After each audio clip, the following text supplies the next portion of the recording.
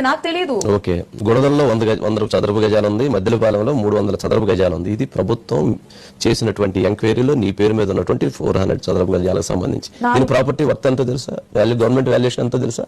1,67,00,000 రూపాయలు. అది గవర్నమెంట్ బయట విడిగా దాని వాల్యుయేషన్ ఎంతో తెలుసా? 4 కోట్ల రూపాయల పైన ఉన్నటువంటి ఆస్తి నీ పేరు మీద ఉంది.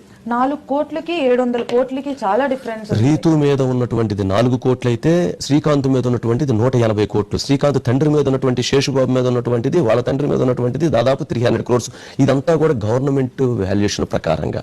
అది బయట వాల్యుయేషన్ అది 700 కోట్లు అయిద్దా, 1000 కోట్లు అయిద్దా? నిన్నటి వరకు 39 రిజిస్ట్రేషన్స్, ఈ రోజు 45 రిజిస్ట్రేషన్స్. అసలు ఇదంతా తెలుసా నీకు? అసలు ఏమైనా ఇందులో జరుగుతున్నటువంటిది ఏమైనా కొంతనే తెలుసా?